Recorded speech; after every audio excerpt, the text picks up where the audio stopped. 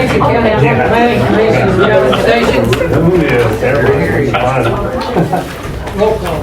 Don Hudson. Here. Don Best. Here. Michael Parker. Here. David Reed. Here. Kirby Rosser. Yes, sir. Lindsey Phillips. Here. Richard Florence. Here. Gerald Woods. Here. Leslie Myers. George Larger, I'm here. Michael Clark. Here.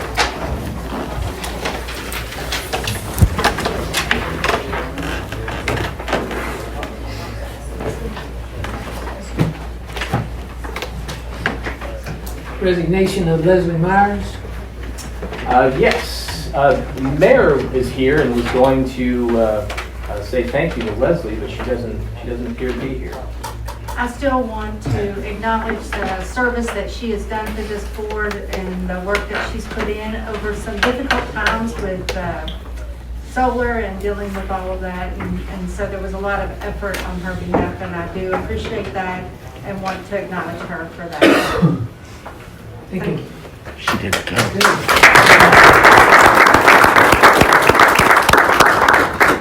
Okay, Mayor, I guess you're up now for the oath of office. Michael Parker. Too late to say bye.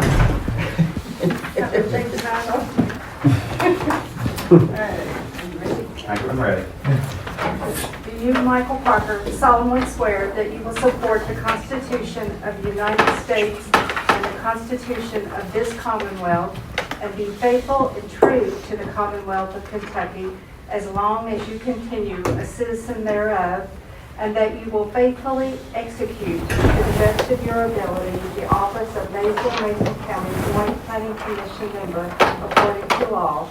And do you further solemnly swear that since the adoption of the present Constitution, you, being a citizen of this state, have not fought a duel with deadly weapons within the state nor out of it, nor have you sent or accepted a challenge to fight a duel with deadly weapons, nor have you acted as a second in carrying out a challenge, nor aided or assisted any person thus offended, so help you God.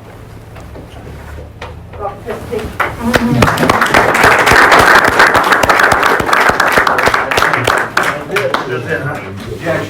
Okay, the next order of business is election of officers. What a deadly weapon.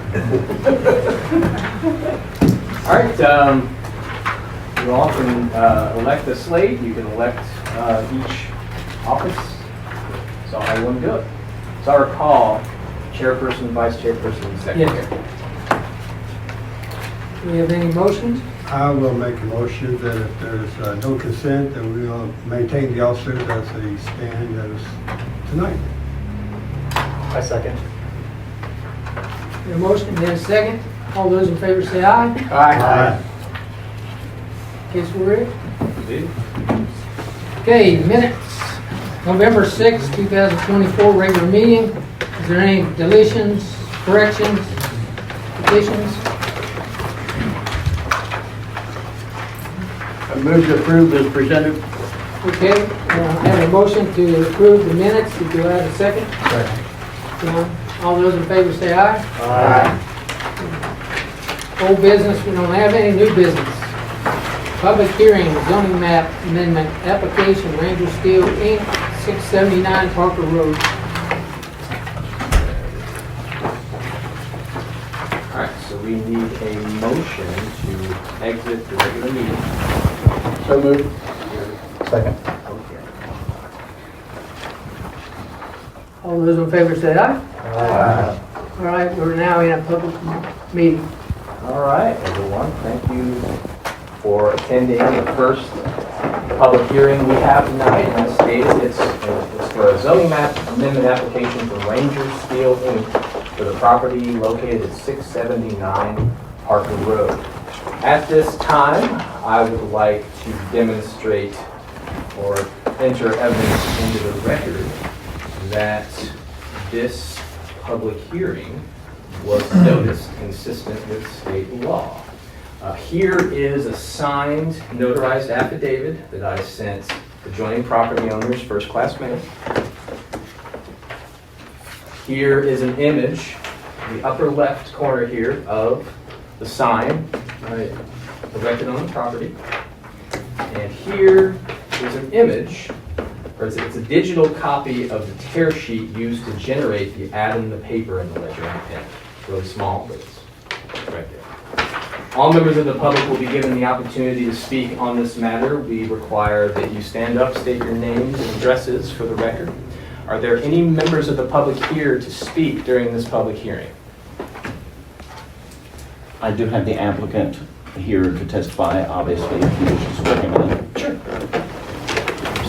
Stand up and raise your right hand. Do you swear or otherwise affirm to tell the truth? Please say I do.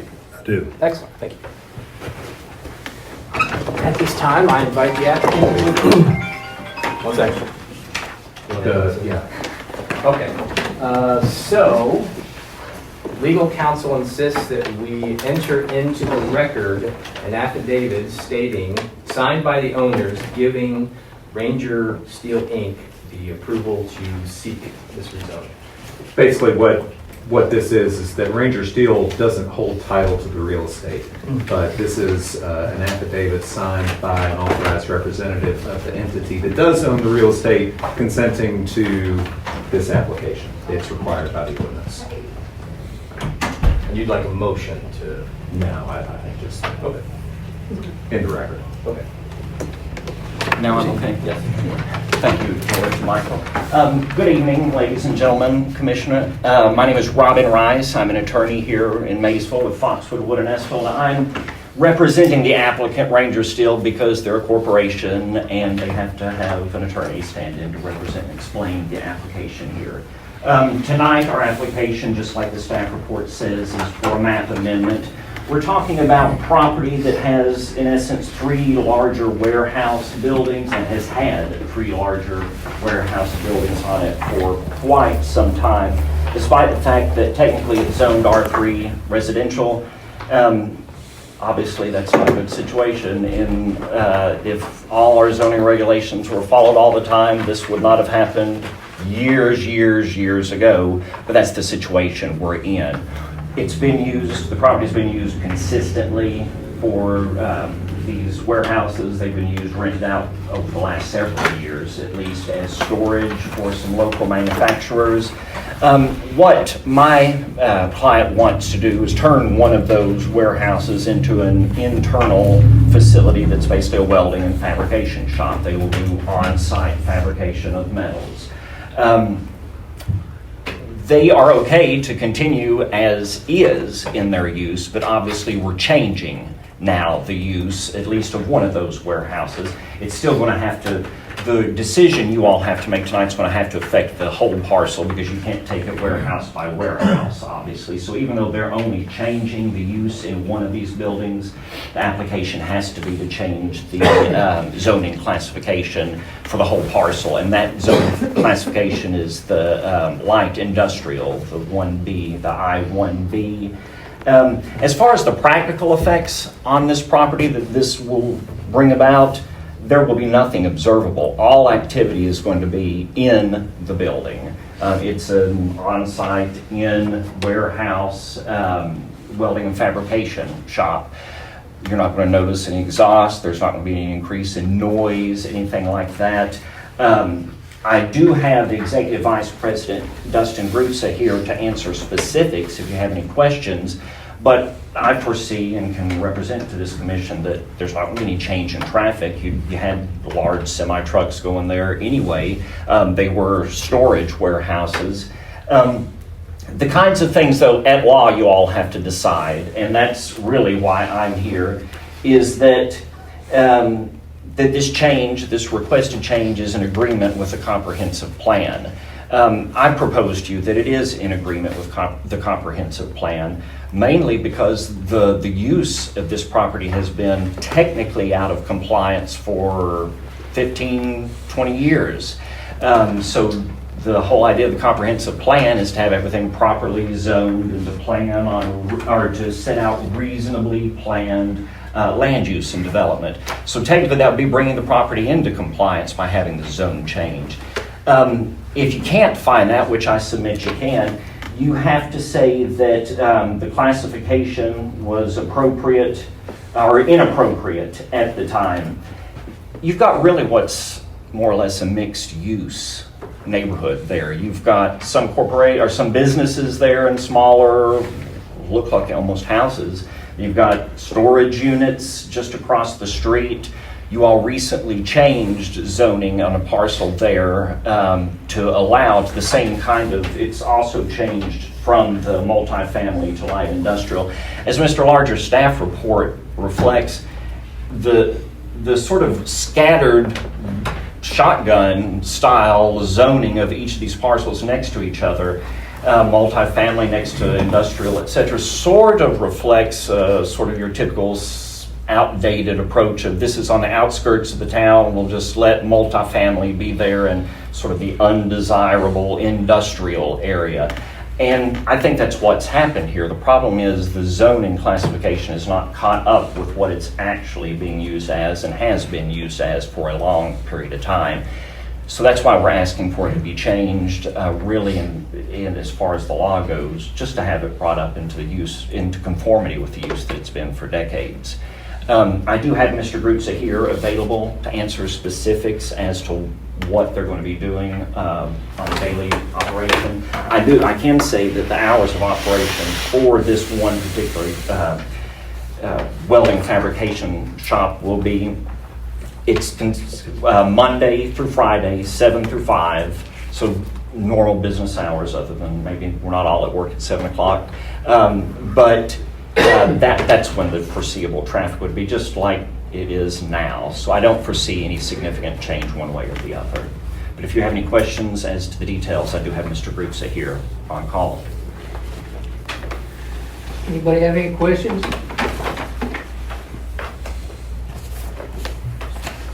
You're only going to use one building now, but as legal counsel said, that you have the ability to go to 3 at some point. Correct. If you ever went to 3, would that, change any of the, external, you talk about noise and exhaust and traffic, obviously it's 3 times the amount. No, I don't think that would be the case. If so, you're talking small amounts, potentially of traveling stuff in between. But I would say each operation would be within each individual warehouse. But as it is right now, there are large manufacturers who are in each, or not manufacturers storage in each warehouse, right. Which would also be considered in the light industrial zoning that we're kind of looking to do.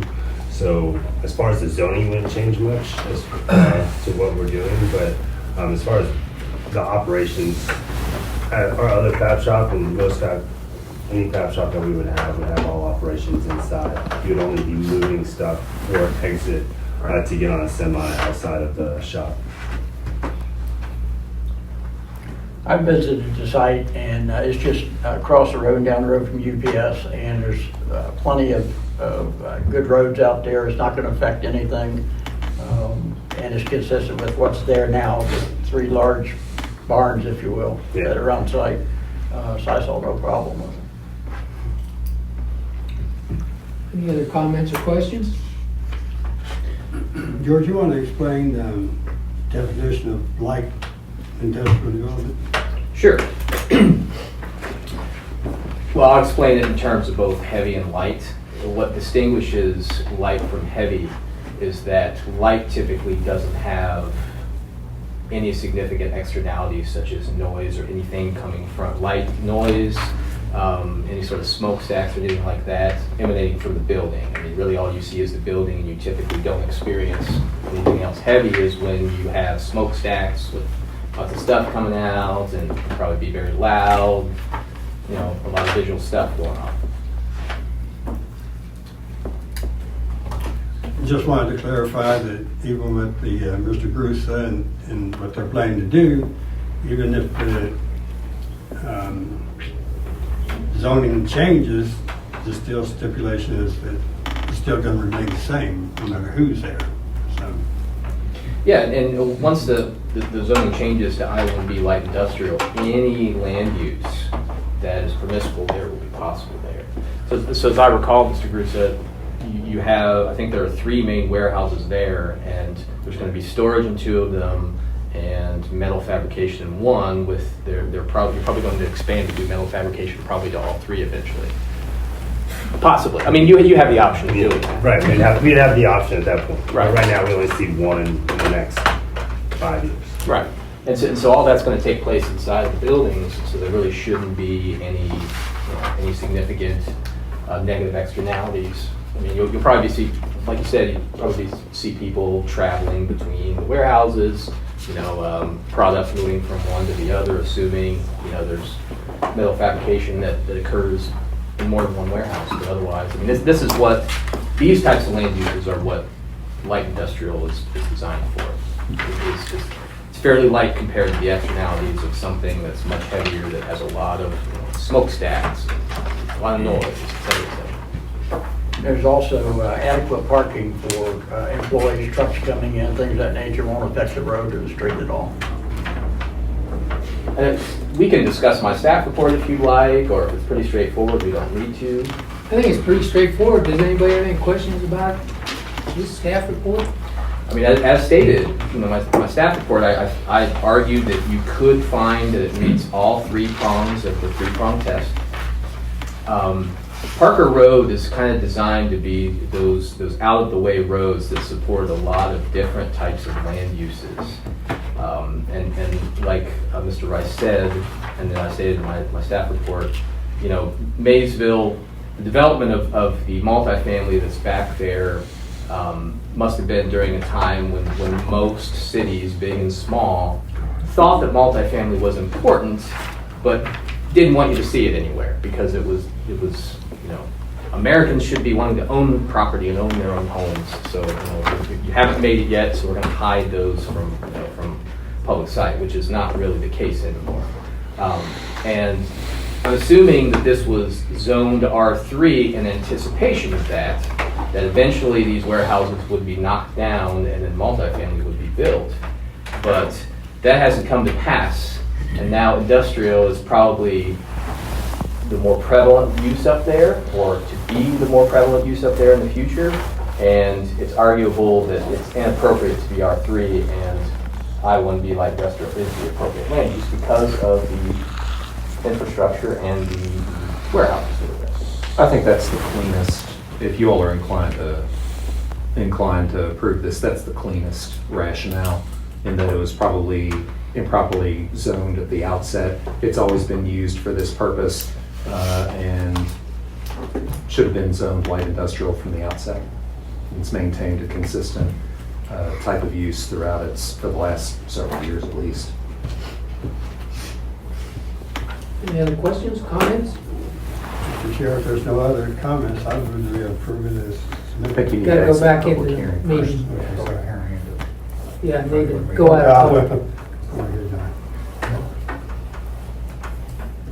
I'll make it. Oh, you make a motion, go out of public. Do I have a second? I'll second. John, all those in favor say aye. Aye. Okay, we're back in regular meeting now. Then I'll make the motion to accept it as Second. submitted. Second. You want to take a voice vote? Hang on. I think you need to make a finding as to why you would be approving it. That's correct. I think it's been stated that the land use has already been changed. I think that the zoning has been, so we're just really correcting the zoning map. Inappropriate from the get-go. From the and get-go. Uh-huh. Okay.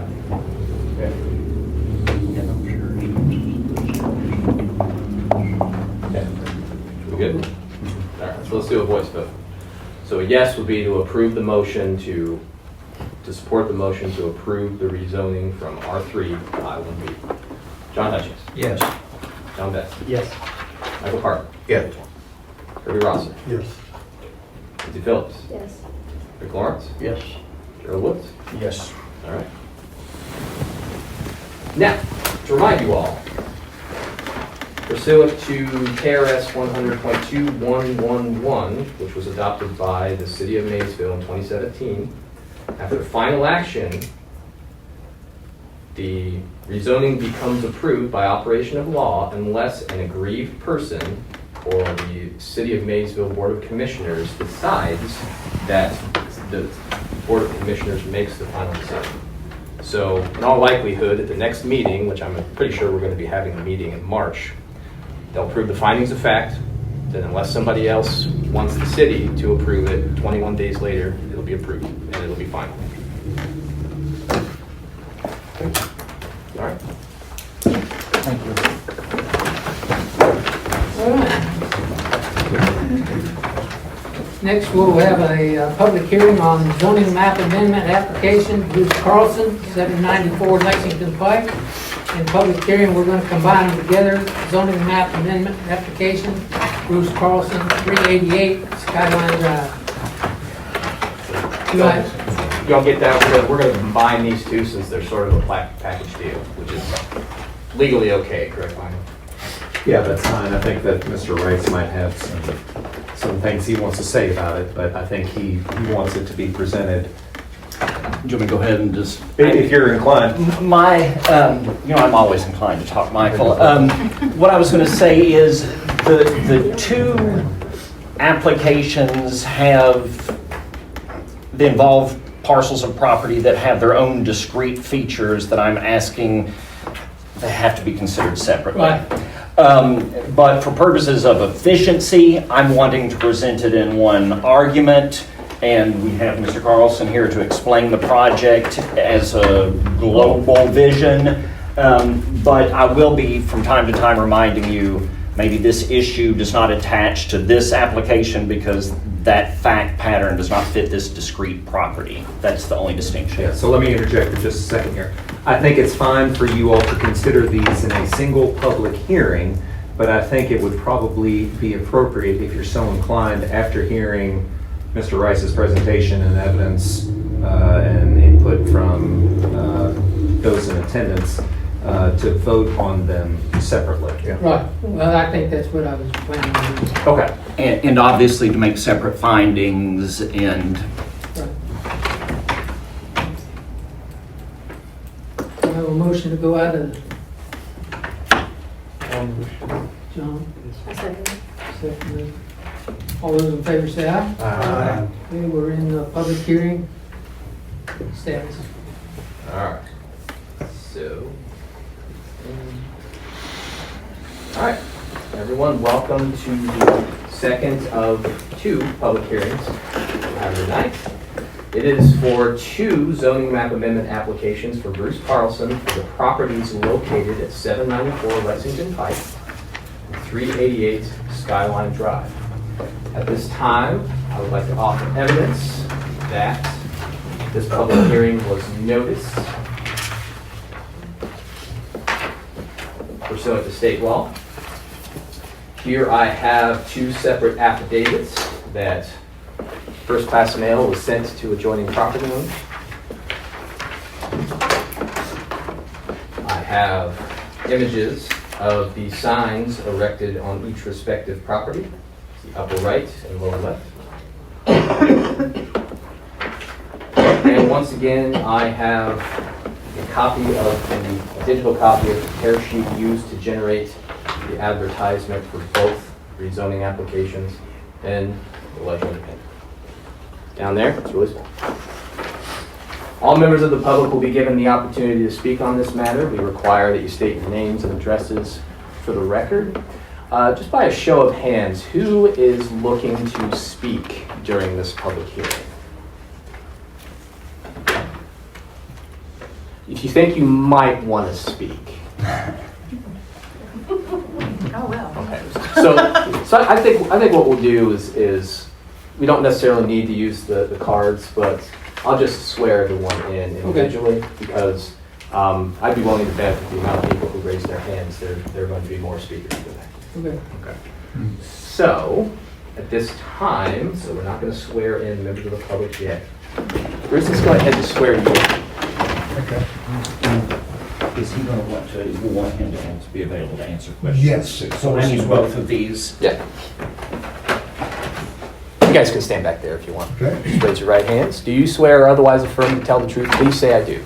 I do. Excellent. Thank you. So at this time, I invite you all to address the planning commission.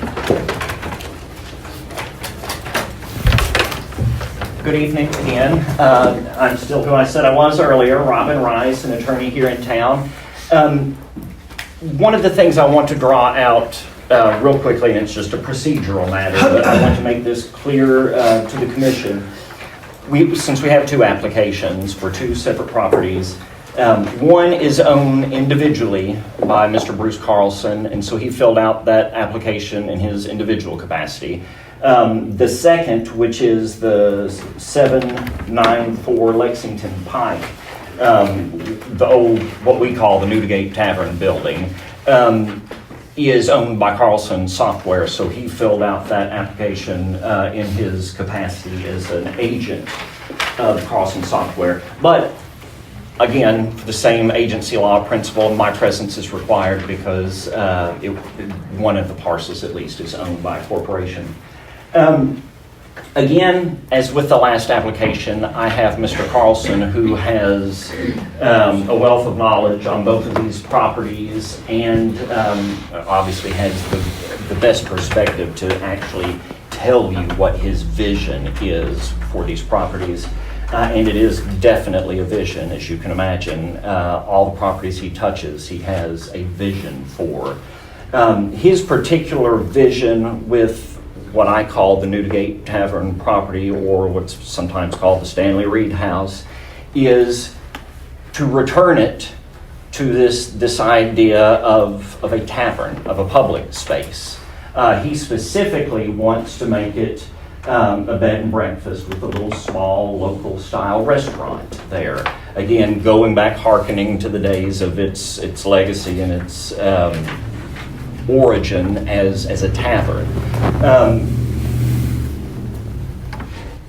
One of the things about this property that I think is so neat from a historic standpoint is, as unfortunately, like the staff report reflects, it's not off New 62/68, it's not off the new hill, it's not, in the middle of this big commercial area because we've got the new bypass or the new hill there. But it's off what was the major road at the time this building was built. And that's why it became a public house. That's why it was a public tavern. The historic nature there is in keeping with what Mr. Carlson wants to do for that property, which is return it to a community building, a building that can be used for, and he can show you the designs, that can be used as an event venue for the public. It can be used almost like a museum. And he reminded me, and I'd forgotten this detail, we're asking for this property, which is zoned residential, to be zoned commercial. Prior to him buying it, this property, the city was looking at trying to do something with it, and it had been floated about the idea of turning it into a public museum. That's the kind of project Mr. Carlson has, is something that preserves its historic nature and is in working with the local government with the idea of preserving the local city's character. The things you have to find from a legal standpoint is that as zoned currently, which is residential, it was improperly zoned. I don't dispute that that's probably a harder finding for you to make, but in general at least. But look at this property and remember this property. How many people are going to be using that as a residence? What else are you going to do with it? Especially, what else are you going to be able to do with it and preserve its historical character, and not even conserve its historical character, but expand upon it in a way that's respectful of that tradition and that history. So you don't have a lot of people rushing in to Maysville, and you don't have a lot of people rushing into this property to develop it in a way that's considerate of and respectful and wants to expand upon that tradition while also preserving it. So I propose in that sense you can't do much else with this property. It, in essence, was being allowed to fall down before Mr. Carlson got it. It was sold, and I can't remember whether it was a master commissioner sale or not, but it was sold at one of these. If it hadn't been bought up by Mr. Carlson, it would have been very likely subject to just further dilapidation. This is a house that you can't do much with. What he wants to do is put it in a way that both preserves the residential nature as a bed and breakfast, but harkens back to that historic nature of a public tavern with the idea that, yeah, you'd have rooms upstairs, that kind of thing. One of the things, and so I propose to you the residential, as we normally think of it, as certainly as in this case, and let's admit, a lot of the houses all there on Edgemont, they're your traditional, nice, they fit into the category of residential property, residentially zoned properties. This one I present to you does not, because of its own historic and frankly its architectural and the condition that it has been allowed to fall into over the last several decades. We don't want it to become a blighted property. That's what I present to you could be this property's future. Mr. Carlson has a track record of everything that he touches is a long-term investment. One of the things, and I've appeared before you all before, both advocating for map amendment changes and opposing them. And one of the things this commission always has to keep in mind is that if you change the use of a property by amending the map, you are opening it up not only to the current applicant, but to the person who gets it from that applicant. In this case, that's something you always have to look at. But in this case, I think you can look around at all the properties he's touched, all the properties he's owned for decades and kept them in such good character and standing, and think, who else could we have more confidence in maintaining the character of a property for such a long a period of time? One of the things you probably read in the report, and certainly Mr. Carlson can explain to you in specifics, but there has been talk that he envisions this along the lines of a park. That's something he makes no secret of. That's the high quality he looks at with this project. He wants it to be something that this community can be proud of and will utilize. But also that tells you he's not going to be turning this over to just some buyer who comes out once he's developed this or changed this to commercial. That's what you all usually have to worry about is, okay, he's changing it to commercial. Now they're going to open up a McDonald's. Now they're going to open a Walmart. That's not what we're talking about here. And I always remind this commission that even though you're looking within the four corners of the application, you have to also keep in mind who the applicant is. What good faith have they shown in other projects? All you have to do is look around town at the various projects he's touched and developed.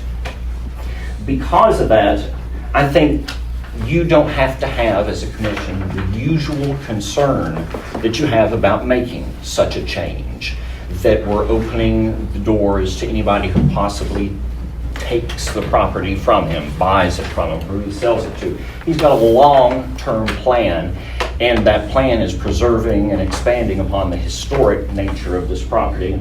Now, up until now, I've been talking solely about the Newgate Tavern / Stanley Reed building. The second application, and this gets trickier, and I will be the first to admit that, is the house at, I don't remember the address. What is it, Michael? 388. Thank you.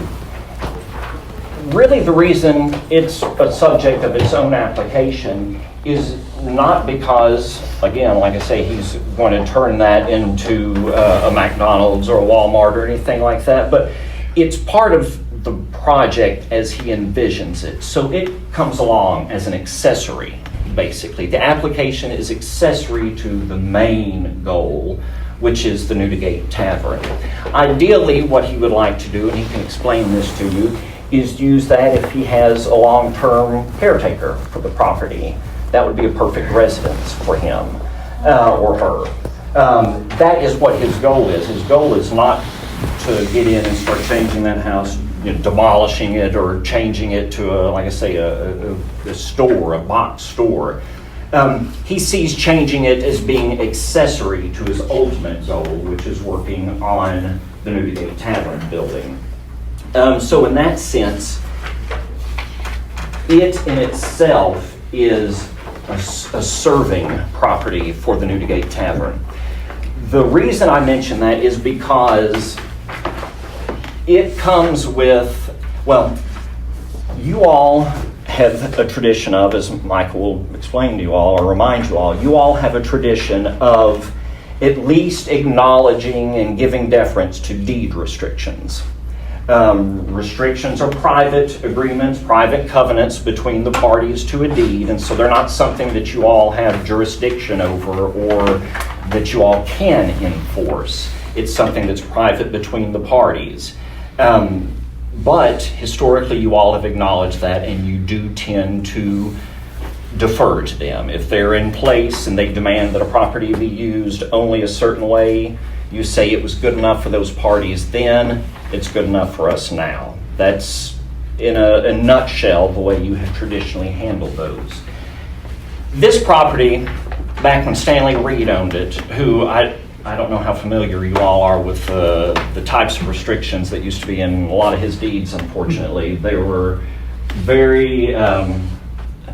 Unconstitutional. Unconstitutional is a great way to put it, for lack of a better word. But we're talking about restrictions that old.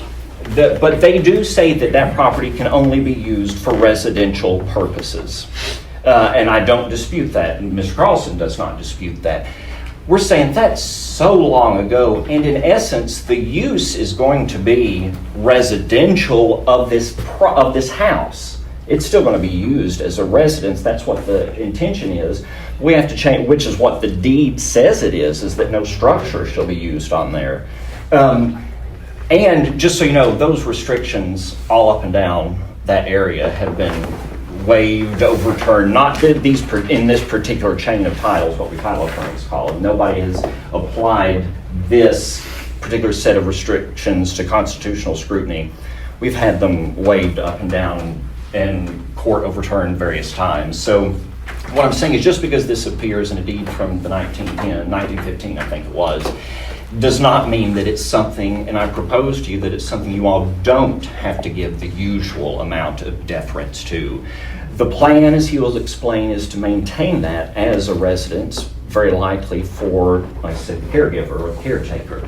But the property itself will be zoned, the actual real estate, four corners of the real estate, we're asking to be rezoned as the general commercial so that it can be accessory to what we're ultimately asking for, which is the Newdigate Tavern, the Stanley Reed building. That's the distinction I was warning you all about, that I was saying that the facts are different. Those restrictions don't apply. They don't attach to the Stanley Reed / Newdigate Tavern. Separate. So keep those, I'm begging you to keep those issues separate. That's why technically it's so important to treat these as two separate applications. Whether there's been a change in the nature of the property or the surrounding area, I think we can all say it's very traditionally residential. You have two very well-established, historic, go down this to the right, you've got a beautiful neighborhood. Go up the left, you've got a beautiful neighborhood. But you know what is changing is the economy. And what we're running out of are historic buildings. This is a perfect opportunity to preserve a historic building and allow it to become just one more contribution of Mr. Carlson's to this community's preservation and to its longevity as a site to draw in tourism. I think of other things that aren't mentioned in the staff report that are components of the comprehensive plan. One of them is beautifying and improving the pre-existing historic structures. That's what Mr. Carlson is trying to do with this, in addition to making it a tourist spot. So I propose that ultimately the vision, the goal is in conformity with the goals of the comprehensive plan. As far as changing it from residential to commercial, if we were talking about this being something that we had to worry about becoming a McDonald's, a Walmart, or something other than a historically preserved tavern / bed and breakfast / small restaurant, If we weren't talking about that, I think you all would potentially have genuine worries that were founded in what we've seen from other applications. I present to you that that's not what we have here. We have a long-term commitment to keep this property to the spirit that Mr. Carlson's going to be able to present to you with his vision. That's what he wants, and he doesn't want it for a few years. He doesn't want it for 10 years.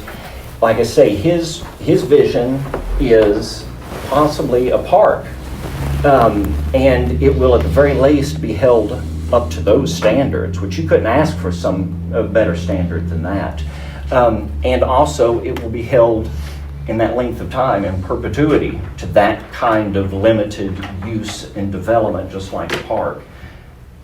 This is the kind of development and preservation that Maysville wants and that Mason County wants. And I implore you all to grant this application so that we can take advantage of Mr. Carlson's offer to make this part of his vision, rather than letting the property go into decline, squalor, and then ultimately end up with an eyesore that we don't know what to do with.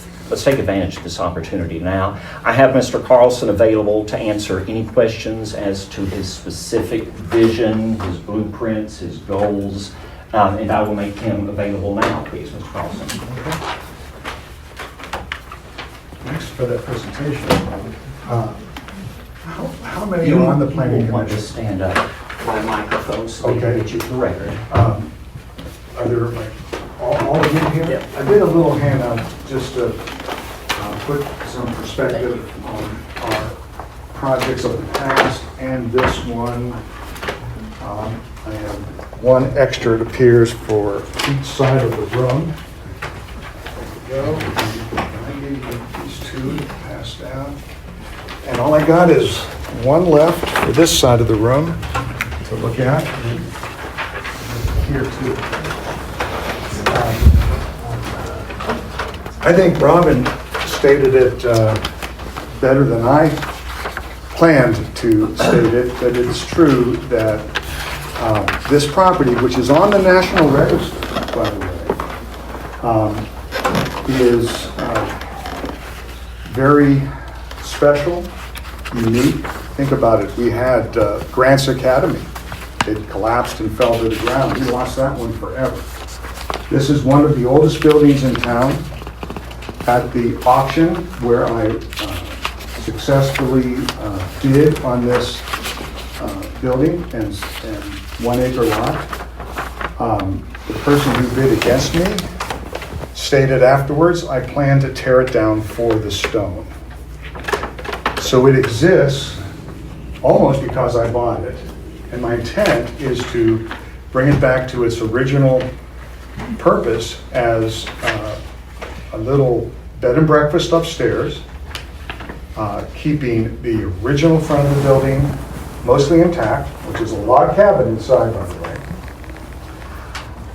And then extending an upstairs room with a fine bathroom and bedroom, so they can choose to sleep in more modern conditions or go back to the early 1800s in the front of the building.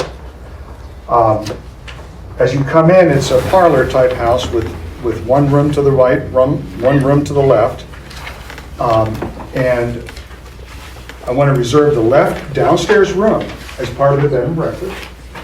And that could actually, in keeping with the city's original intent, have some mementos from the Stanley Reed family.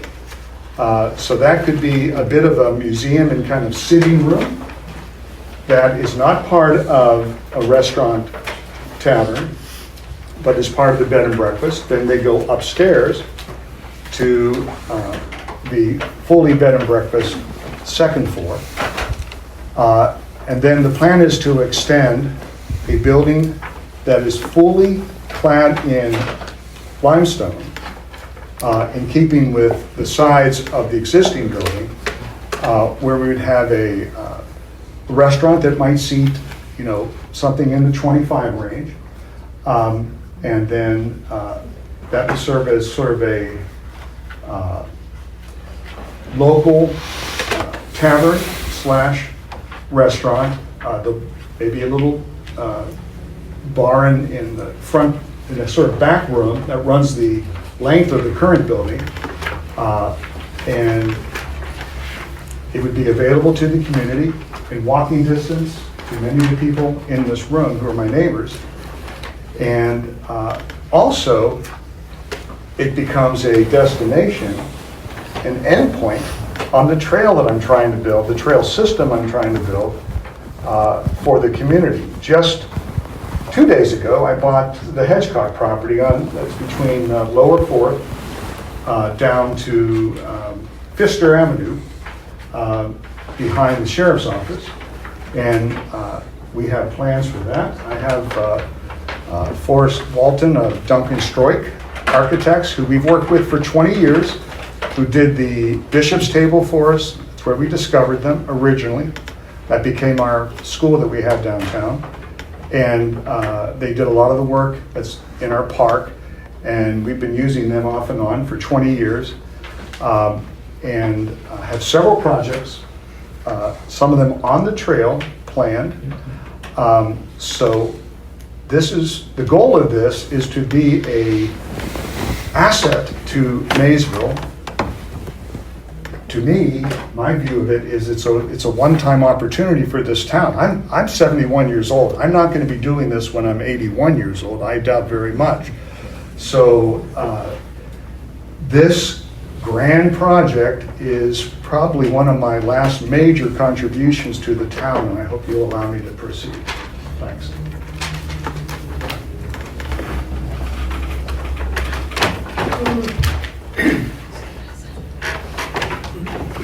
Trying to keep this clean, I'm going to ask whoever wants to speak first. Let's address the Stanley Reed project and leave the other one. You'll have an opportunity to comment on that separately. So let's, whoever wants to start. You want to swear me? Yeah, let's go first.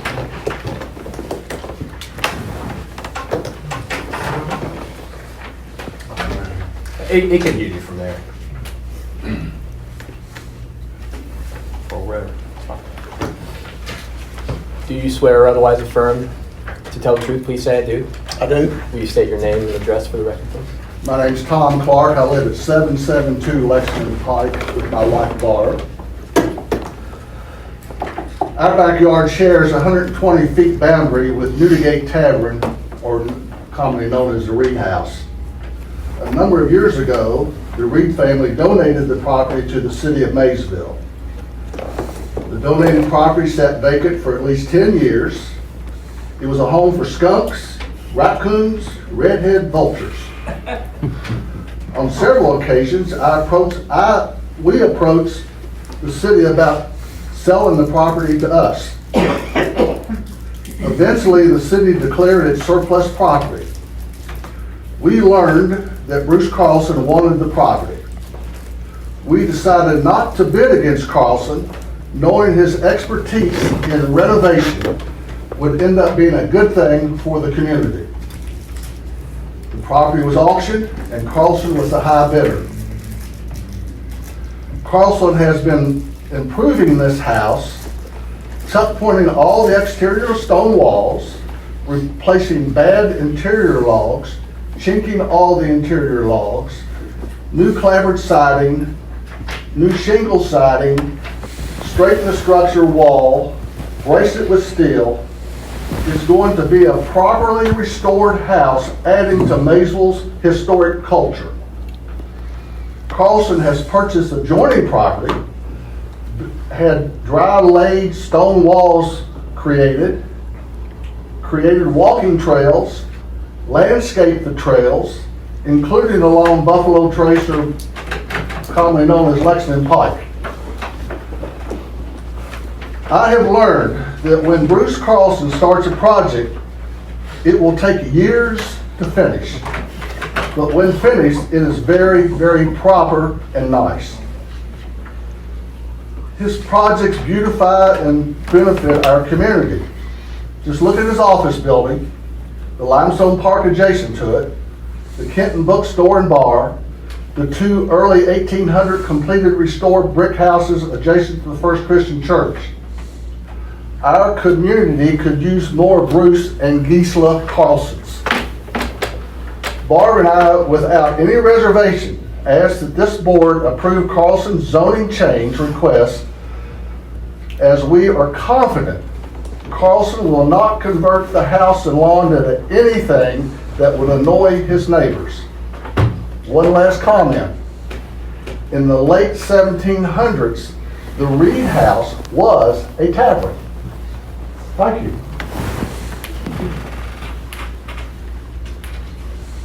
Who's next? That's it.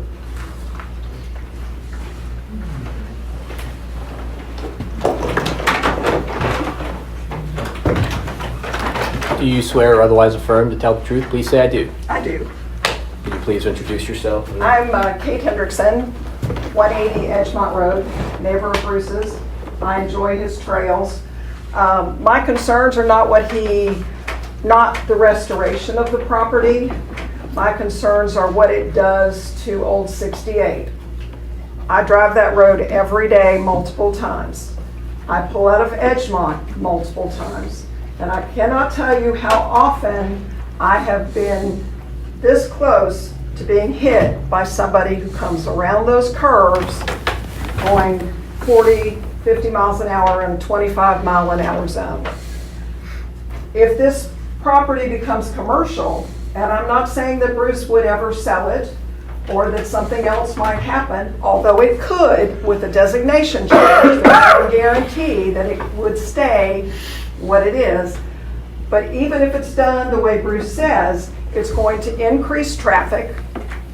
It's going to potentially increase the chances of people driving under the influence, going up and down a very narrow, windy road that is already not the safest in the area. That's number one. Number two, where does changing residential into commercial stop? Historically in the 1700s, it was a tavern. Historically in my lifetime, it's been residential property and people live in the neighborhood. If we allow this change, and not even talking about the one across the street, but this change, does that then open the door to the property next to it? And then the property next to it? And then we have a commercial strip going down Old 68, which would not beautify the area at all. I'm not opposed to the design. I'm opposed to the location, and I'm opposed to the change. If it were in downtown Maysville, I would support it 100%. But the particular location in a neighborhood on that particular road, I oppose it, and I ask that this board oppose it. Thank you. Mike?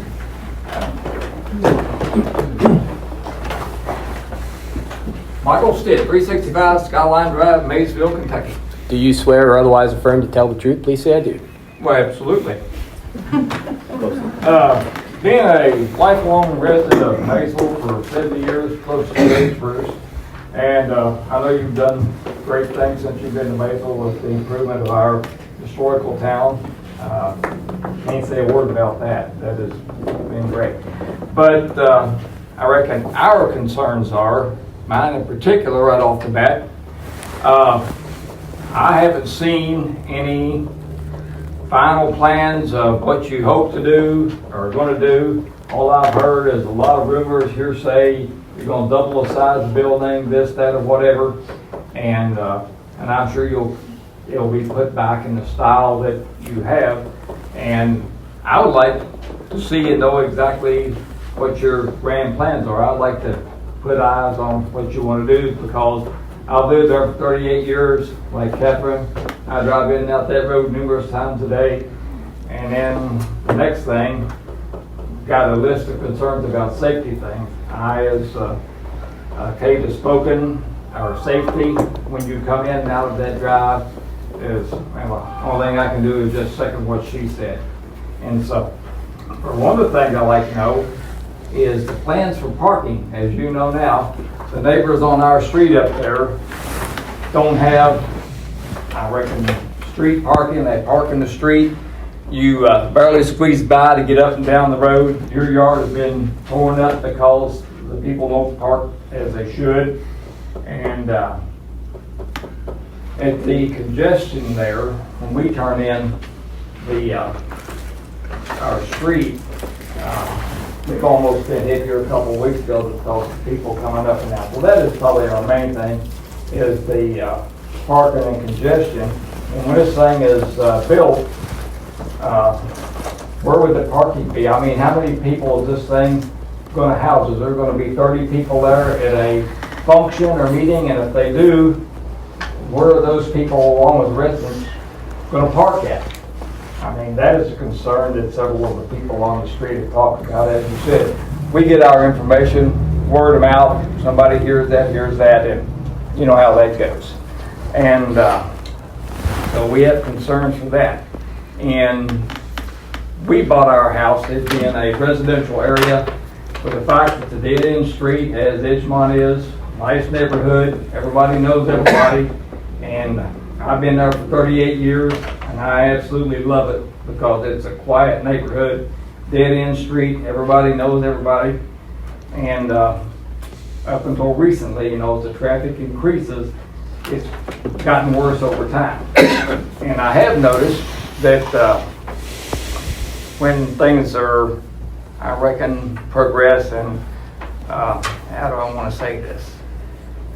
Things are added, there is traffic studies that are conducted by the state to create or tell you what the traffic flow is and provide a state, I reckon, summary on the traffic flow and the conditions of what is for the area, what the road will handle, what is safe and what is not safe. And I was wondering that when this project is done, will there be a state-supported traffic study of this area to support safety concerns in this project? Would that be something that the state would do? Would that be something this board would oversee, having the information from a state study to, I reckon, provide us information on the safety of that? That would be one of the things that us few neighbors have chatted about when this was coming about. So I'd like to know or make a form of a motion that if this project goes forward, that we have a state-controlled traffic study done for the feasibility of safety up and down that area where we all live. So that was only my concern for the folks I've got, and that's my thought and concern. Thank you. Thank you. Is there anybody else want to speak about the Stanley Reed part of this public part? Do you swear or otherwise affirm to tell the truth, please say I do? I do. Barb, could you introduce yourself? I'm Barb Clark. I live at 772 Lexington Pike. I have lived at the edge or the end of that curve for 20 plus years. My driveway is probably one of the most dangerous driveways in the city. People come around that curve and we have very little time. I have lived there for 20-some years. We have not been hit. We have not had anyone visiting our home been hit. We have entertained a lot. We have had cars going up and down our drive, coming out there. Like I said, I think you, as a driver, you have to be responsible.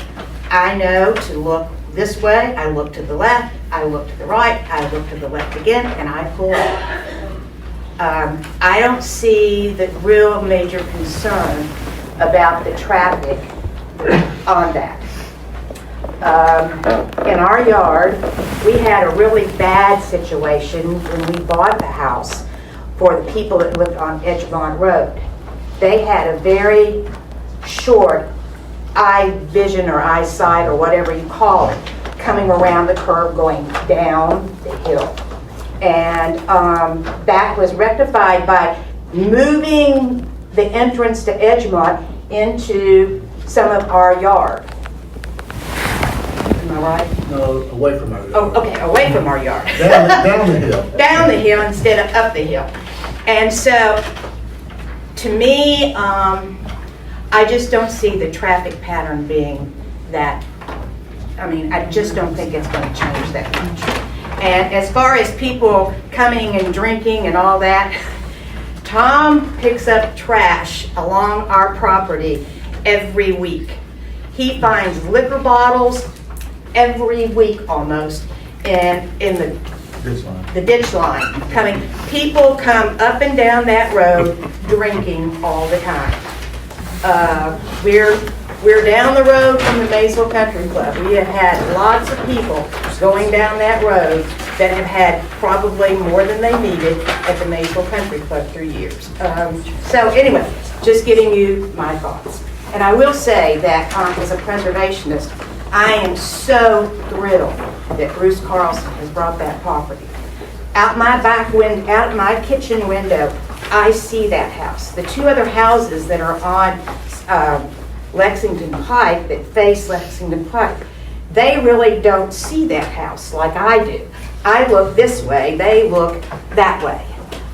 The vultures that have been there for numerous years, I mean, it was crazy what was going on with that house. And we know it is very historic. And as far as if you've not been in it, the log cabin probably has the largest logs I have ever seen. The logs in that cabin are like at least that high. I mean, it's remarkable. And what he has done to watch his crew work and preserve that is a real credit to Bruce.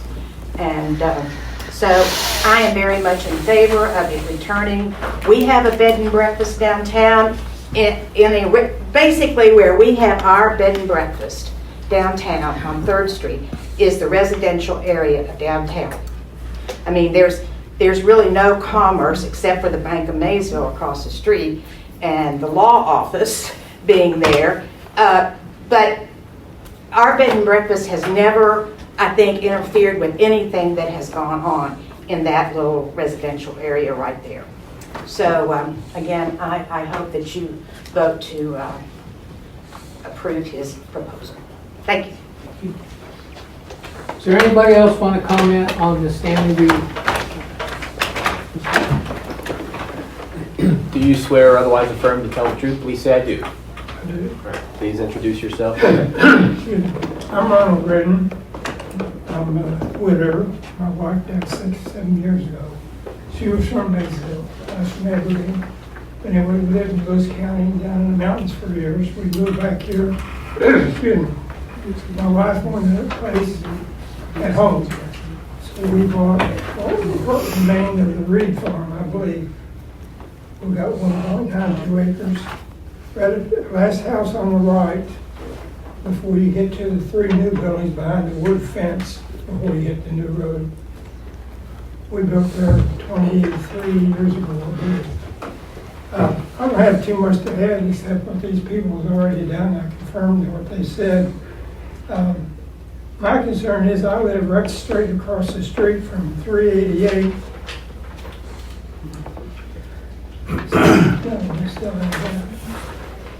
Lexington Pike, excuse me, I live across from Lexington Pike. That's been in and out for, you have renters in and out there quite a bit. But there's been several wrecks right there in front of my driveway. I'm the last driveway on the right before you get to the new buildings. I've had several walks right there in my driveway. And the people they weren't intoxicated, they were just traffic, I guess. But anyway, I can't agree to approve your application for the same reason as other people done. Excuse me, I said I'm a widow. My wife's been gone for 7 years. She grew up in Maysville, and we lived down in the mountains, down in Prestonburg, the last 9 years I was in banking, and we moved back here and sold our property down there, and the property in Lewis County, and we bought this farm here.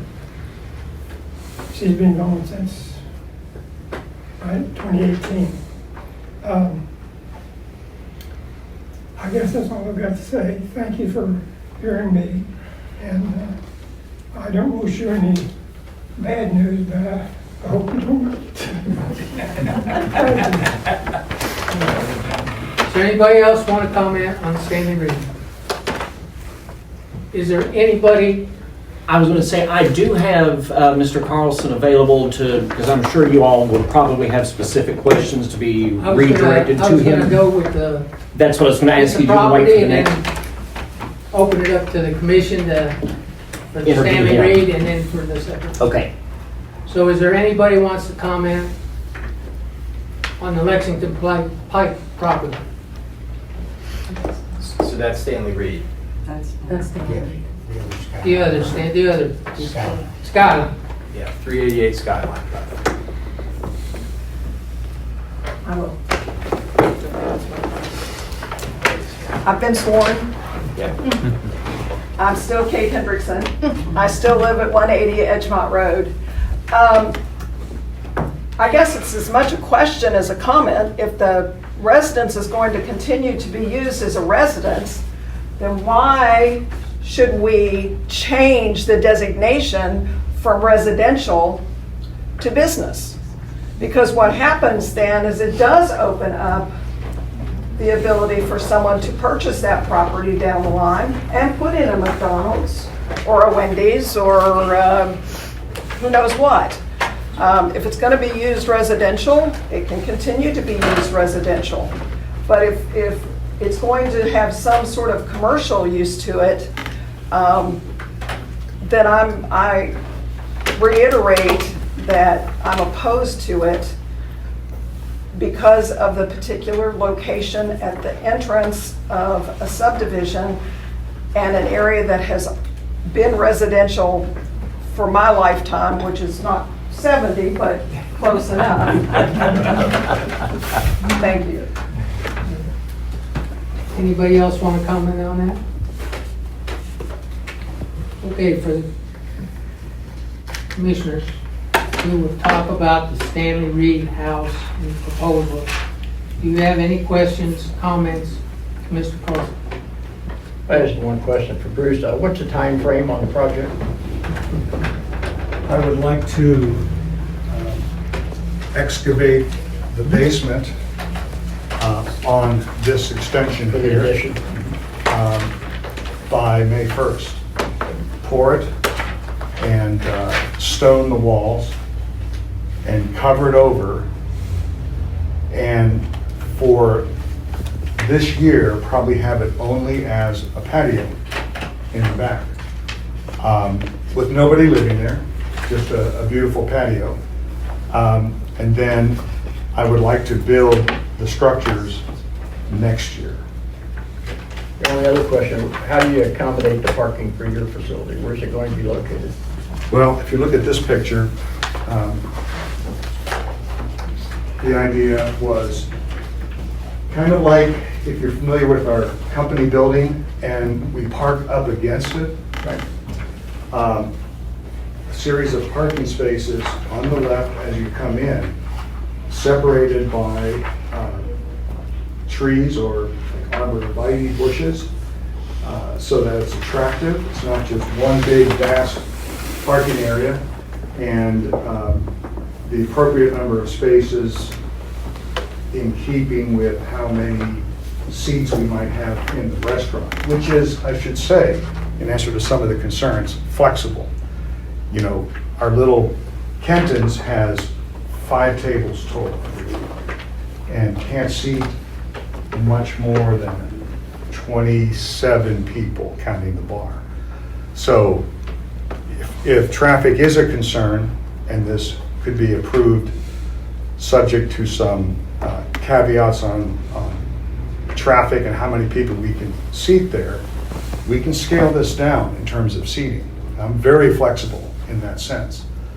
And keep in mind, as a bed and breakfast, there's only typically one car pulling in. taking advantage of the upstairs bed and breakfast.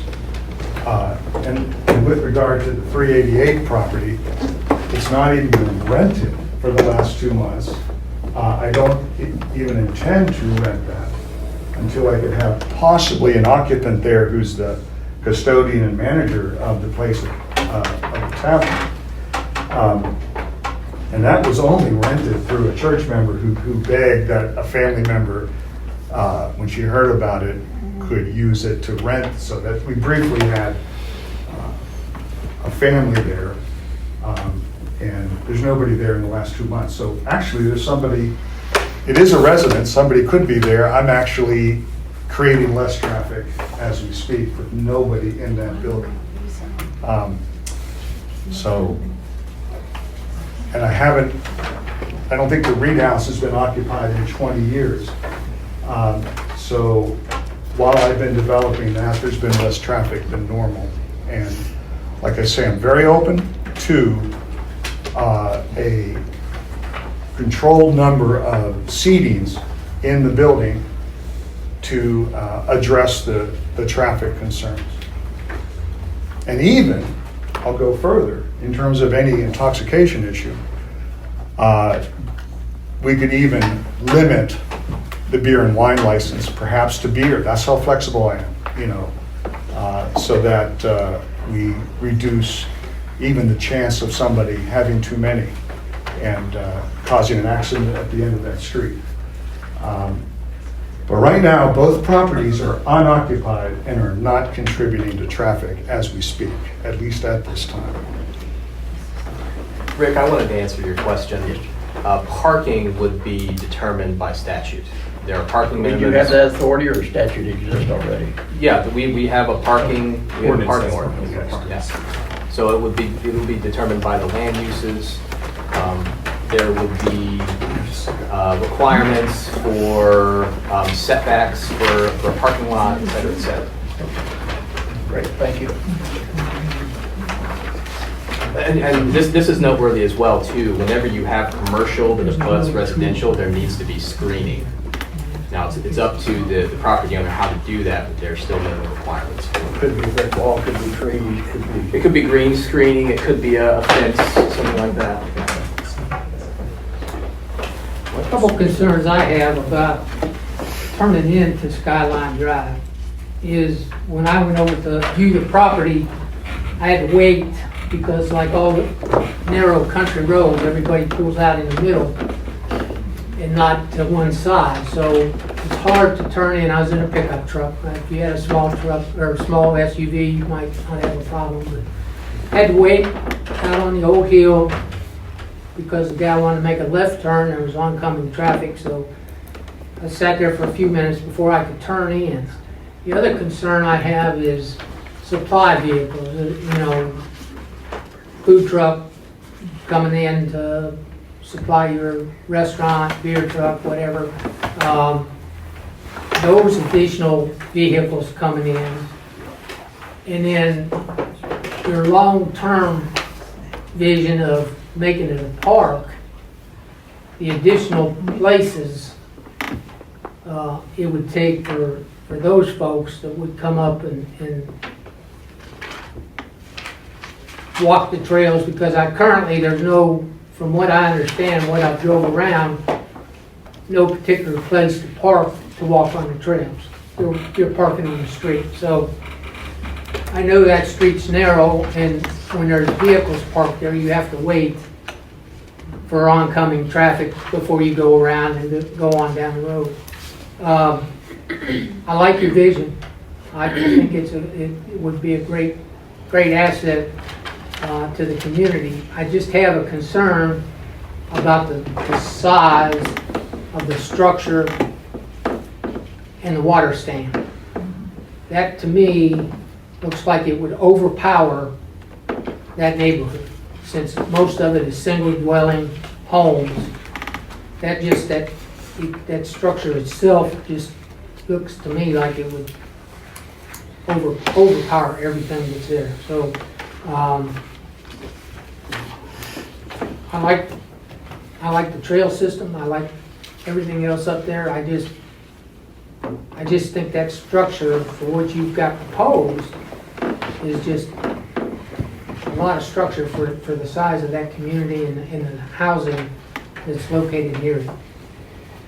Just point of fact, I think a variance will be needed for that tower because the maximum building height B1 is 35 feet. So that's one of many issues that would need to be resolved in the future. The BOE would take care of that one. Yeah.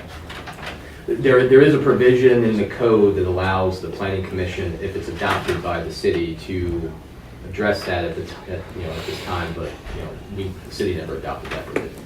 So yeah, I would go with the BOA. Did Ms. Henderson's question get answered? Why does that have to be rezoned? Well, I think one of the reasons why the house is going to stay there now. So Mr. Carlson came to the Board of Architecture review in December meeting and made his presentation. At that time, I think the plan for the property was a little bit different, but I think because maybe the private restriction kind of changed that a little bit. So I think the original plan was for it to possibly be a small parking lot for it. Also, it also prevents this from being spot zoning as well. Otherwise it would be residential all around, and then it'd be close to other commercial, but it would just be B1 surrounded by residential. So yes, those are a couple of reasons why. Anybody have any other questions? I didn't see the plans, but hasn't he removed the cottage that was back there? It's gone. There was another structure on that property. It's gone. Yes. Okay, and there's room for plenty of parking. I mean, Yeah, there's just no, just saying. yeah.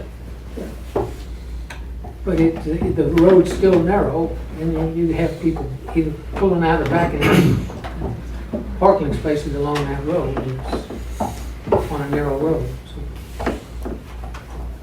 So as a question, so back to what Mr. Rosser was talking about and the question from the floor, the Stanley Reed conversion is not dependent on the Skyline Drive property.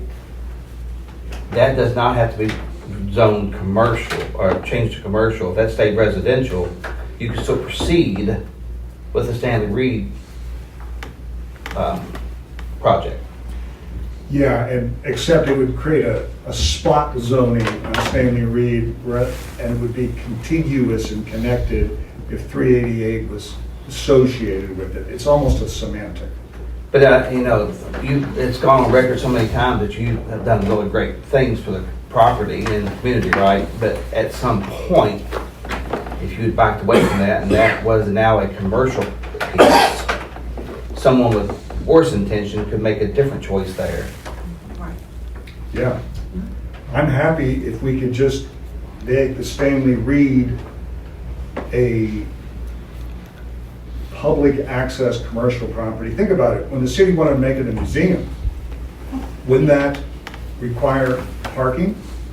The city was planning to go in this direction. Would it be a museum for people only to walk to? So I'm not doing much different with this property than the city itself originally intended to do.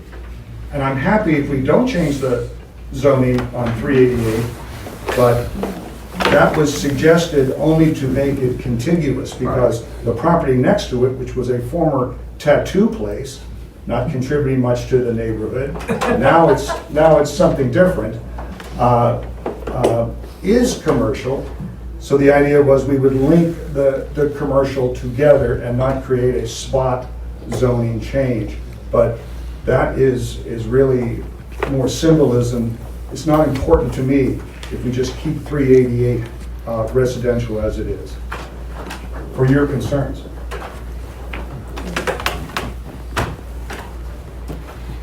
In the discussion, it sounds like that for some reason, people think like this is going to be a beer joint or something like, this is kind of what I'm hearing. He's talking about a B&B that is going to house one family or one group. It's not like you're going to have 2 or 3 different things. This is what I've understood tonight. You rent the B&B upstairs, and it would be rented to one person or one group, one family or whatever. It's not like you're going to have multiple people, let's say like at the Lee House, okay, where they have lots of different rooms. He's going to rent it to one person, okay? Then, as far as if he's having less seating than 27, we're not talking about, like I said, a beer joint or anything like that. We are talking about a very small area you go into. If you go into historic properties and everything, a lot of times they have like a little eating area, a small bar, something like that. It's not like all of Maysville is, going to go up there and watch the Super Bowl. So as far as all this traffic, again, I just don't get the sense that it's going to promote or cause a whole lot of traffic. That we already have traffic on the road. It is a public road. And as far as his vision, I don't know how many in this room have walked the trails. I have walked them several times. Tom walks them all the time. The work he has done on these trails is absolutely outstanding. I hadn't walked the trails because I don't like snakes. So I'm very careful about when I walk these trails. I was asked, and I'm a tree and flower person. I was amazed the amount of landscaping he has put on the 68 trail. I mean, it is beautiful back in there. He has done stonework, he's built bridges. We are now watching him build this fabulous stairway down next to Sparky McDowell's house. The amount of stonework and things, how many people here have actually walked the trails? Okay, so you know what I'm talking about. Have any of you walked the trails? You have, one. Okay, I mean, it is a vision that he has, and I just think, I hope to live in my house for a lot longer, and I'm not worried about the traffic. And like I said, I don't think it's going to be the whole idea of, a beer place or anything like that. I don't think that's the image. I don't think that's what's going to happen, and that's my 2 bits. Mrs. Clark, the reason why they're expressing those concerns and people is in 50 years, we don't know who's going to own it. So right now, Mr. Carlson's vision is one thing, but in 50 years, they have to consider what somebody else might do with it. Do you know how neighborhoods change in 50 years? Mm-hmm. That road, I mean, who knows what that's going to be like? I mean, if you've read the roads of the Lexington Road or whatever, how things change. We have no idea. We have no idea what Maysville's going to look like in 50 years. Right. But are you going to stop progress and something that happens because you don't know what's going to happen 50 years from now? Well, I mean, that's what they have to consider. Once residential land gets rezoned to commercial, it never goes back. Okay. It never goes back. Right. So they have to consider that. Right behind him, this backs into the what was the tattoo parlor. I mean, he is right on the edge. He is right on the edge of commercial property. It's not like that he's right in the middle of a residential area. He's just right there. I mean, yeah, we had a tattoo parlor, and I don't know what else has gone in that building since we've lived there. But, I'd much rather have his building and his idea than the tattoo parlor next to where I live.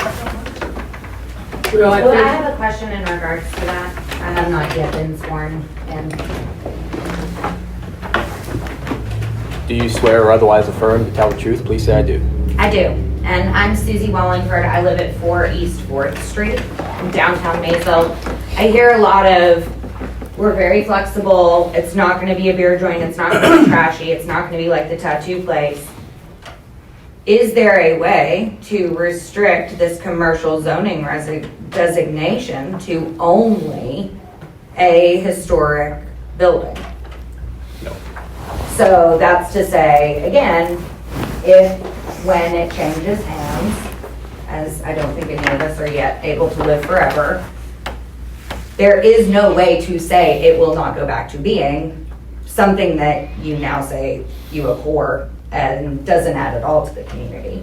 So that's just a point of clarification. Yeah, that's something that the planning commission has to consider, because anything that's possible in B1 is possible there after change.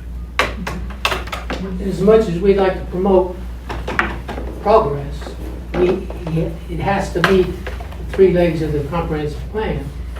Plus, we have an obligation to the residents that live on that street that oppose it, that hours of operation, people coming and going. So there's more to it than just wanting to, I think everybody's in agreement. It's a nice plan, and he's done wonderful things. But there's a lot of other things we have to take into consideration.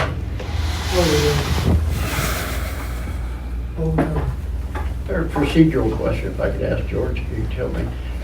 If this were granted and it moves into a commercial operation, as he says, what if in 10 years somebody walks in, writes a check, says, I want to live there? Does it have to be rezoned back to residential?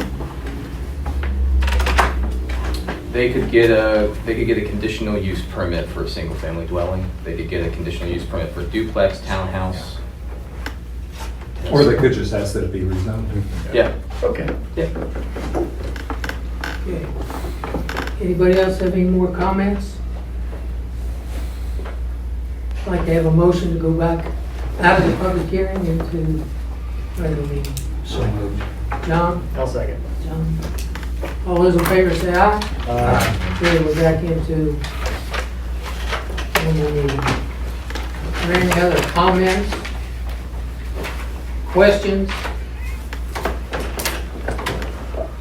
Mr. Chairman, I'd like to say something. I had not received my packet until today. Okay? That's the problem with the United States Postal Service. And between that and seeing the additional plans that have been submitted, I feel I have a direct or indirect financial interest in the consideration of this motion or this map amendment change. I live in that neighborhood. Mr. Carlson is a neighbor and a friend. Greatest amount of personal respect of what he wants to do, but I feel I have to withdraw from any consideration on this motion because of that. Okay.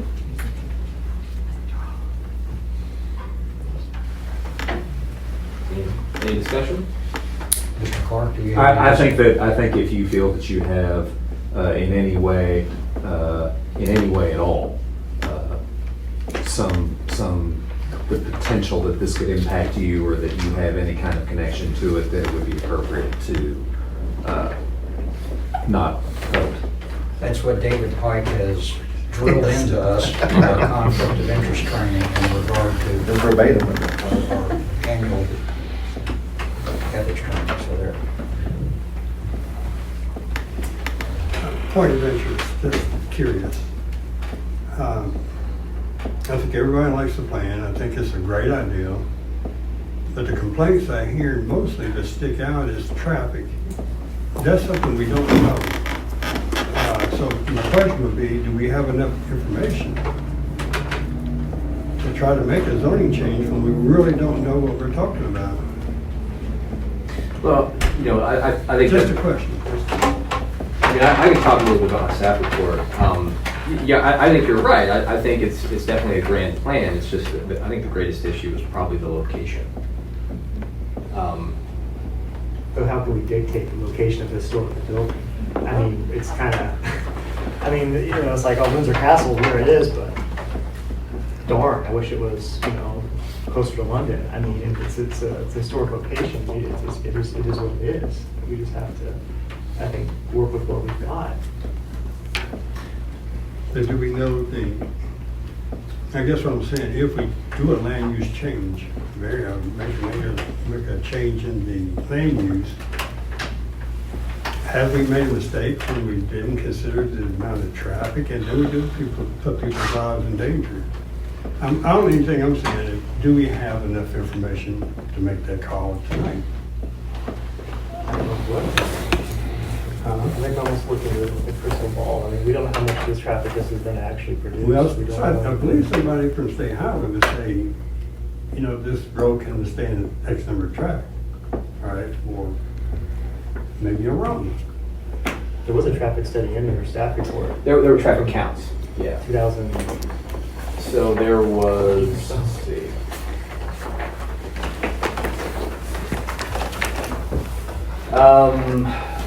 So there were, back in 2021, there were 2,630 daily motor vehicle trips along the Lexington Pike near the properties.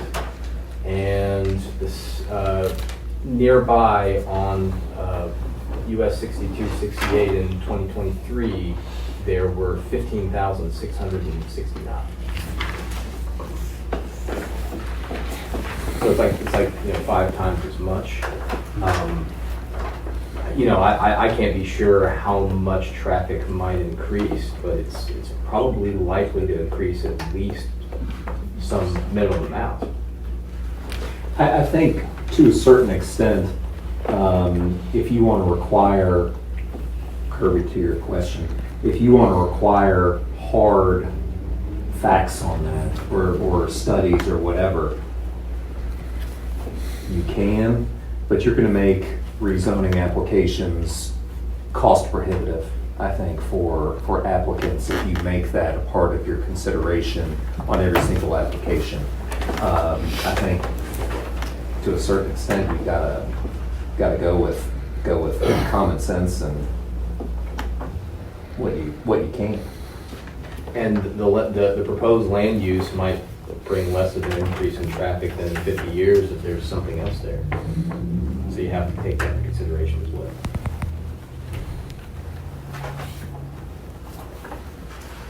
Do you all have any questions about my staff report?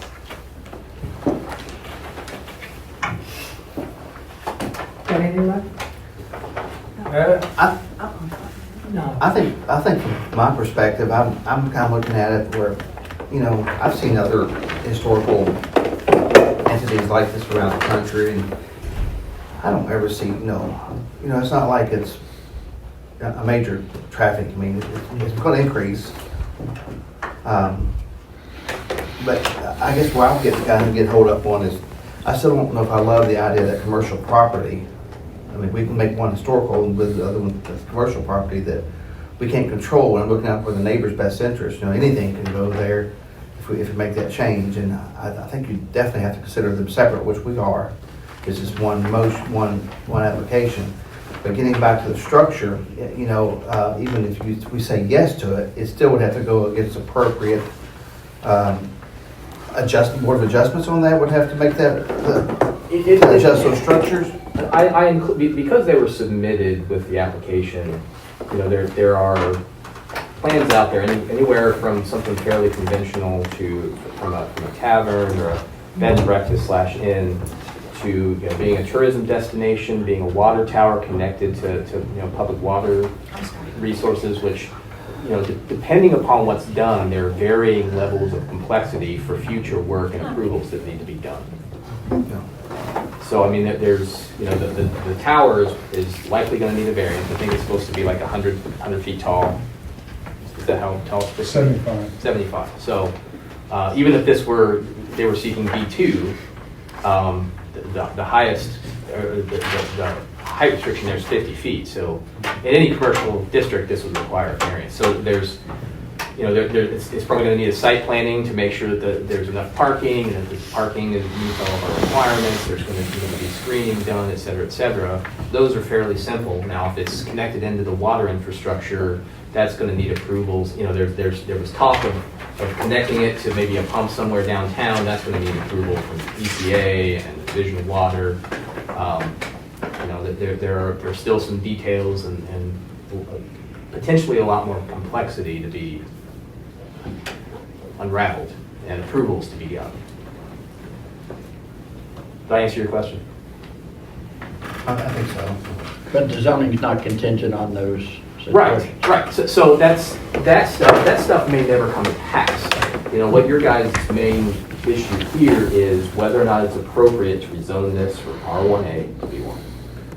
And I think that Mr. Bass said, and of course the applicant mentioned, you know, I think we can't put control of the historical site was, and that's where it is. And this is a, as you stated, a potential one shot at this type of a deal.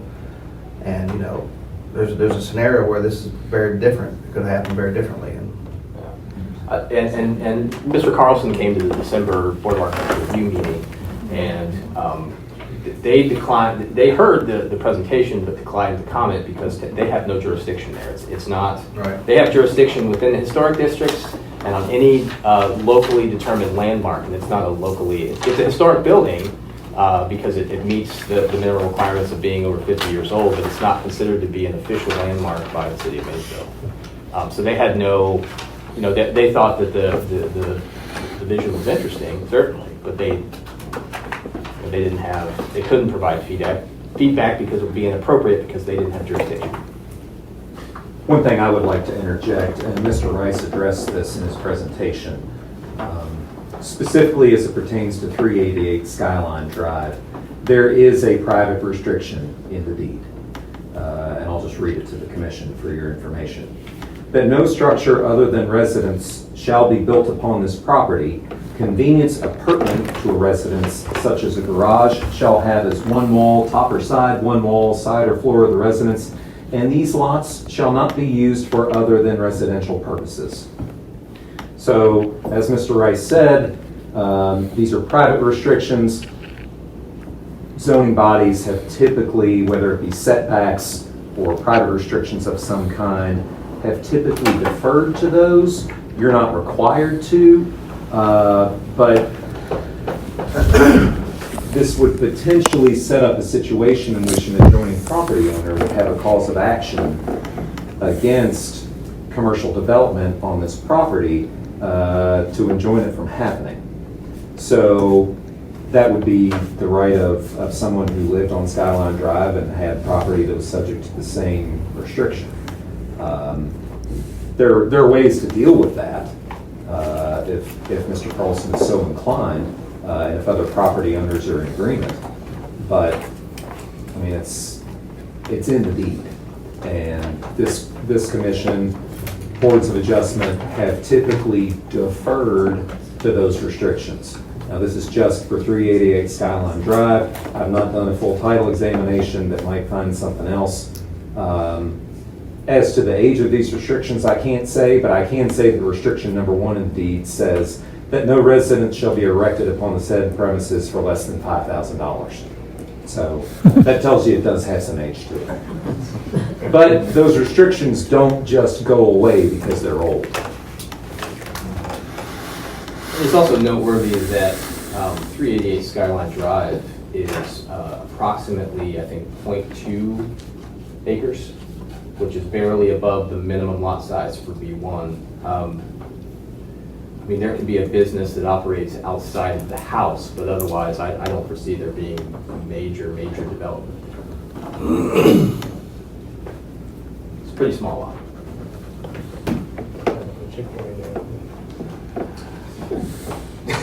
Not if they couldn't meet their parking demand.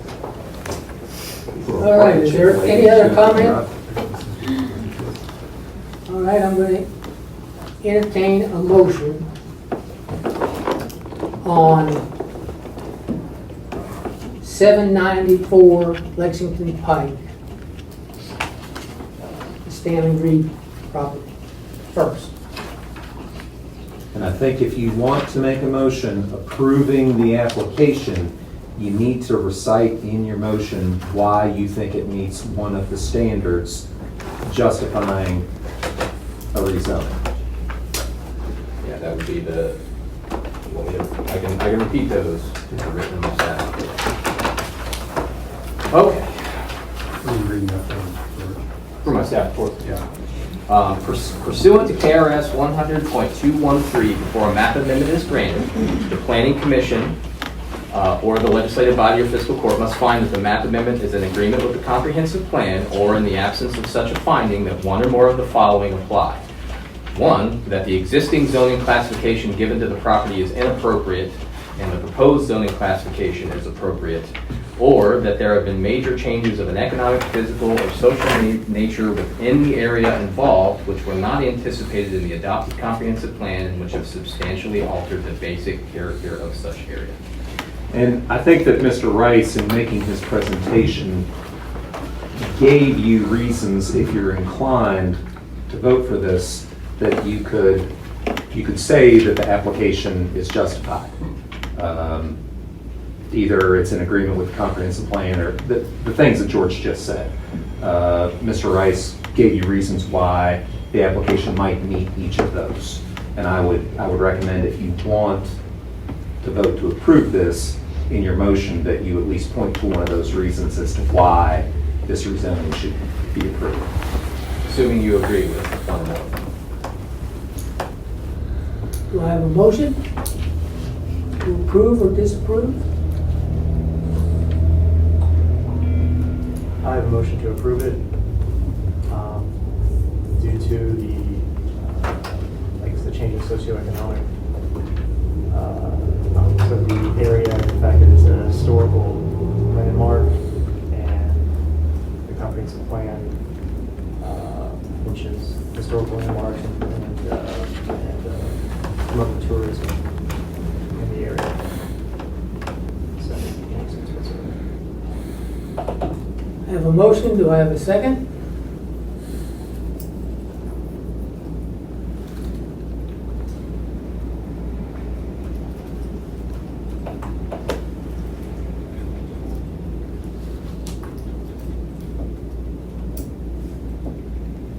Anybody want to make a second?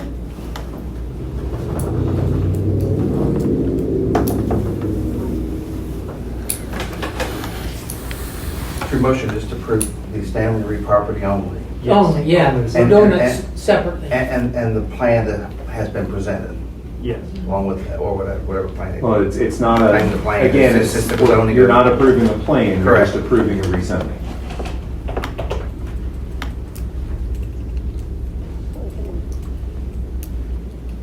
Yeah, I make the second.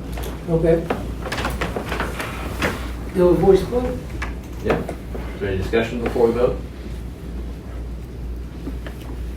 Okay. So you all know the motion. This would be to approve the 794? Yeah, 794 Lexington Pike, zoning from R1A single family residential to B1 general business. John Hutchings. Oh, you're, Please excuse me. Excuse myself. okay. John Best. Yes. Michael Parker. Yes. Kirby Rosser. Yes. Lindsay Phillips. Yes. Rick Lawrence. Yes. Gerald Woods. Yes. Okay. The motion carries. Okay. Moving on to 388 Skyline Drive. Do I have a motion to approve or disapprove?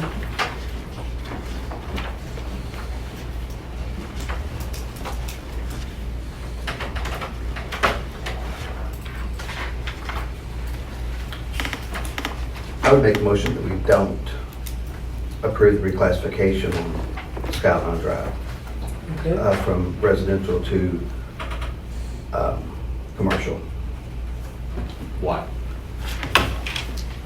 I think it'd be real easy to say that it's a residential subdivision with a residential restriction in the deed. Well, What he said. it's very easy to say. I'll second that. You just got it out before I could say it. Yeah, I knew that's what you was thinking. What's that? I know it took me your time, right? Okay. Okay, who's, Any discussion? Who seconded? yeah, Liz. John Best. So are you saying, yes, I agree not to approve it? Yes. Yes. Voting no would be to vote to shoot down the motion. Gotcha. Okay. Michael Parker. Yes. Kirby Rawson. Yes. Lindsay Phillips. Yes. Rick Lawrence. Yes. Gerald Woods. Yes. Okay. You all denied the application to rezone 388 Skyline Drive.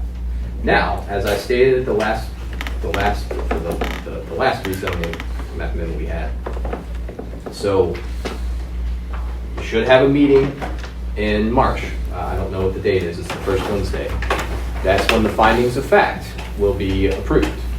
That is final action on this by the Planning Commission. Now, unless an aggrieved party or the Maysville Board of Commissioners who sit here request it, these two decisions will become law 21 days after that. So if anybody is dissatisfied with that date, sometime after that first Wednesday, within 21 days, you need to give me a signed letter saying you want the Board of Commissioners that sits up here to make the final decision. Does everybody understand that? Okay. Good. Next agenda item, comprehensive plan update. Yes. So it occurs to me that in preparing for those, technically 3 issues, I don't think I printed out Allison's email. She's working diligently on things. I know we've all sort of been off for a while because of the bad weather and the holidays and stuff. She went through a bunch of negative personal stuff, but she's working diligently, and she said she would be in touch with me within the next week and a half. But other than that, I don't have any updates. Ready to close this thing now? Yeah, I know we all are. We all are. I think she said both her and her husband's, like one of their parents were in the hospital. She lost a dog again. Yeah. She's a dog mother. They don't have any children. So I think they have a bunch of dogs. Well, anyway, I'm sorry. must have a big kennel. I'll read it for you. Please reference it. But I don't really have any updates. We're sneaking up on the end of this, and the holidays did what the holidays always do, which is get in the way, and then followed by the wonderful winter storms that we had. Okay. So that's all. I guess the next item is motion to adjourn. Well, I would ask something really quick. So, guys, I apologize for you not getting your packets until like Monday or yesterday. I think the issue is, and I think I keep forgetting this. I think when I send you guys a packet, they send it to Cincinnati first, and then they send it back, and that's why it takes a week. So, is there anybody opposed to the idea of that? It was problematic this time because Bruce's report took up like 21 megs, and I couldn't email it, so I had to sign up for Dropbox, which irritated me because I just use my emails change. Would you guys rather a week in advance I give you somehow through some medium digital copies, and then I provide printed copies at the meeting for you to reference? Is that something you guys would be open to? Or do you want me to keep mailing it to you? I mean, I can try to have them done Monday the week before so that there's plenty of time to get them. But I was so irritated when Michael emailed me and said, "I don't have a packet yet." Because this was kind of this was an interesting. My preference would be, I do like that I like to physically have those prior to the meeting, but at the time of your mailing, could you at least send us an email of what you can? Yeah. You can do that simultaneously, that way, I may not have the full detail, but at least on the property in question, the address in question, and what's going on, and I didn't know that until yesterday morning. And usually I do. Like I just, for some reason, email and a brain fart, for lack of a better term. I thought, hey, the post office might actually come through on this one, and they didn't. I usually do that on Fridays, and I didn't do that. Here's your problem. Yeah. Monday, Amazon delivery day. My mail person has been reloaded 4 times in one day with packages. Mail doesn't make it. Okay. That is just a fact of the logistics.